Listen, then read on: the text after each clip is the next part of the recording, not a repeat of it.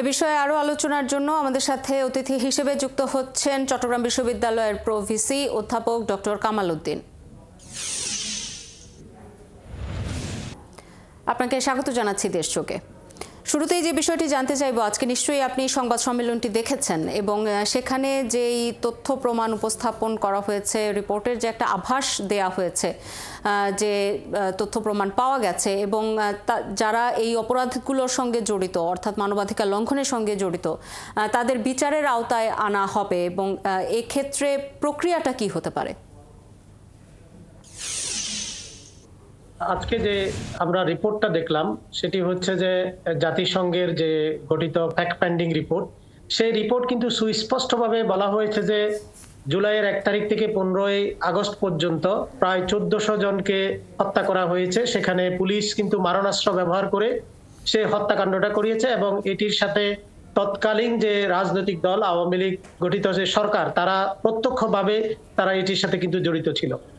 এখন যে আমরা জানি যে আন্তর্জাতিক মানবাধিকার যে লঙ্ঘন, সেই লঙ্ঘনের বিচার প্রক্রিয়াটার যদি আপনি যেটি আমাকে প্রশ্ন করলেন সেটি যদি আমরা দেখি যে এই বিচার প্রক্রিয়াটা কিন্তু দুইভাবে হতে পারে। প্রথম হচ্ছে যে বাংলাদেশ যে আন্তর্জাতিক মানবাধিকার যে সনদগুলো এবং আমাদের এই যে বর্তমান তত্ত্বাবধায়ক অন্তর্বর্তীকালীন সরকার আসার পরে যে গুম খুনের যে কনভেনশন, সেটির সাথেও বাংলাদেশ একটা পার্টি হিসেবে কিন্তু আসছে। সেই দিকটি যদি আমরা বিচার করি তাহলে এটির বিচার কিন্তু আন্তর্জাতিক মানদণ্ডে এই বিচারটি কিন্তু হতে পারে। এবং সাথে সাথে আমরা যেটা যদি দেখি তাহলে এখানে হচ্ছে যে আমাদের দেশীয় আইনের কিন্তু এটা একটা বড় ধরনের লঙ্ঘন। কারণ বাংলাদেশের সংবিধান অনুযায়ী যে ক্রাইম এগেইনস্ট হিউম্যানিটি এবং চরম মানবাধিকার লঙ্ঘন যদি কোনো ঘটনা যদি ঘটে, সেটি বাংলাদেশের আইনেও কিন্তু এটার বিচার হওয়া উচিত। সেই জন্য আমি এটি বলি যে আমাদের দেশীয় আইন সাথে সাথে আমাদের যে এখন একটা ক্রাইম এগেইনস্ট হিউম্যানিটি ইন্টারন্যাশনাল যে একটা এই ধরনের মানবাধিকার লঙ্ঘনের জন্য যে একটা বিচার ব্যবস্থা, স্পেশাল ট্রাইব্যুনাল করেও কিন্তু এই বিচার প্রক্রিয়াটি কিন্তু শুরু করা যায়। সেই জন্য আমি মনে করি যে এই অনেকে হয়তো এটা বলতে পারেন যে অতীতের যে ঘটনাগুলোর জন্য যে সুষ্ঠু তদন্ত করে এটার বিচার করা কিন্তু খুবই জরুরি। কারণ এই অতীতের ঘটনাগুলোর যদি কোনো বিচার না হয় তাহলে এই দেশে মানবাধিকার লঙ্ঘন, এই ধরনের এক্সট্রা জুডিশিয়াল কিলিং, ফোর্স ডিসঅ্যাপিয়ারেন্সেস যে জিনিসগুলো আছে, এগুলো কোনোদিনও বন্ধ হবে না। কারণ দায় মুক্তির সংস্কৃতি কিন্তু গত সরকার 15.5 বছর ধরে যা দায় মুক্তির কিন্তু সেই সংস্কৃতি কিন্তু বাংলাদেশে প্রত্যেকটি ক্ষেত্রে কিন্তু বিরাজমান ছিল, যার কারণে এটি মোর অ্যাগ্রেসিভ ওয়েতে মানবাধিকার লঙ্ঘন কিন্তু চরম মাত্রায় গিয়েছে। আজকে জাতিসংঘের ফ্যাক্ট ফাইন্ডিং মিশন থেকে আমরা শুধু মাত্র 1 মাসের বা 1.5 মাসের রিপোর্ট পেয়েছি। আমরা যদি আওয়ামী লীগের 15.5 বছরের যে মানবাধিকার লঙ্ঘনের ঘটনাগুলো যদি আমরা দেখি তাহলে দেখবেন যে হাজার হাজার এক্সট্রা জুডিশিয়াল কিলিং হয়েছে। সেখানে বিচার বহির্ভূত হত্যাকাণ্ডের পাশাপাশি গুম হয়েছে, খুন হয়েছে, রাজনৈতিক মদদে সেগুলো হয়েছে। সেই জন্য সেই বিষয়গুলো যদি আমরা যদি কনসিডারেশনে নিই তাহলে সুষ্ঠু তদন্ত করে দেশীয় আইন এবং আন্তর্জাতিক আইনে এটার বিচার করা উচিত। এবং অন্তর্বর্তীকালীন সরকারকে আমি বিনীত অনুরোধ করব, জাতিসংঘের এত কষ্ট করে যে ফ্যাক্ট ফাইন্ডিং রিপোর্টটি হয়েছে সেই রিপোর্টটি বিবেচনা করে ওনারা দোষী সাব্যস্ত করে গেছেন। প্রায় 95 জনকে বাই নেমে কিন্তু দোষী সাব্যস্ত করা হয়েছে। তাদেরকে প্রয়োজনে দেশীয় আইনেও আরো ইনভেস্টিগেশন করে কিন্তু তাদের বিচারের আওতায় আনা উচিত বলে আমি মনে করি। এই যে ফ্যাক্ট ফাইন্ডিং মিশন কাজ করেছে, আমরা দেখেছি যে 2009 সালে জাতিসংঘের এই অফিস, এই OHCHR, তারা গাজা নিয়ে রিপোর্ট দিয়েছিল এবং গত বছর থেকে তারা সুদান নিয়ে কাজ শুরু করেছে, যেটি আমরা দেখছি।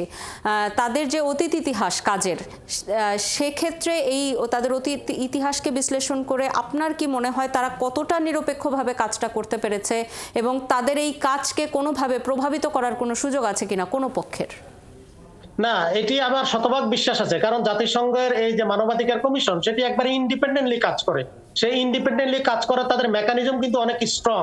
আমরা এটি শুধু বাংলাদেশে প্রথম নয়, বাংলাদেশে আমি মনে করি যে তারা প্রথম করছে, কিন্তু এশিয়ার অন্যান্য দেশ, রুয়ান্ডা থেকে শুরু করে আপনি যেগুলো বললেন সবগুলোতে কিন্তু মানবাধিকার কমিশন ফ্যাক্ট ফাইন্ডিং রিপোর্ট গুলো করেছে। এবং এটি অনুযায়ী আমরা ফরমার রুয়ান্ডাতেও পর্যন্ত স্পেশাল ট্রাইব্যুনাল করে কিন্তু এটার বিচার হয়েছে ক্রাইম।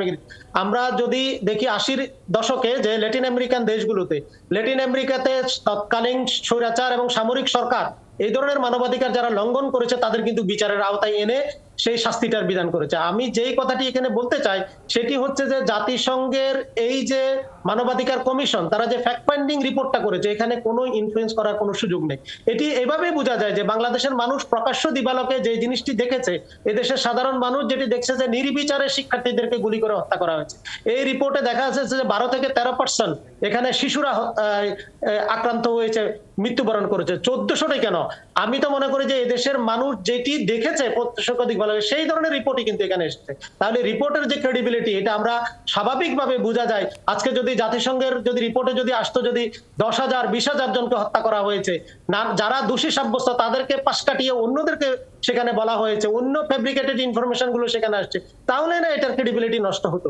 জাতিসংঘ যে রিপোর্টটি দিয়েছে আমি মনে করি যে 100% স্বচ্ছতার সাথে রিপোর্টটি দিয়েছে এবং জাতিসংঘকে আমি বিনীতভাবে অনুরোধ করব যে অতীতের যে আরো মানবাধিকার যে লঙ্ঘনগুলো হয়েছে, অনেক রাজনৈতিক কর্মীদেরকে কিন্তু হত্যা করা হয়েছে, গুম করা হয়েছে, আয়নাগরের মতো এই ধরনের একটা সরকারি একটা জেলখানা, প্রাইভেট জেলখানা তৈরি করে মানুষকে নির্বিচারে আটক রাখার যে মানবাধিকার লঙ্ঘনের মতো যে ঘটনাগুলো সেগুলোরও একটা নিরপেক্ষ তদন্ত এবং তাদের বিচার হওয়া উচিত, যেটি আপনি বলছিলেন। অসংখ্য ধন্যবাদ আপনাকে আমাদের সাথে যুক্ত হবার জন্য। আমাদের সাথে যুক্ত হয়েছিলেন চট্টগ্রাম বিশ্ববিদ্যালয়ের প্রভিসি অধ্যাপক ডক্টর কামাল উদ্দিন।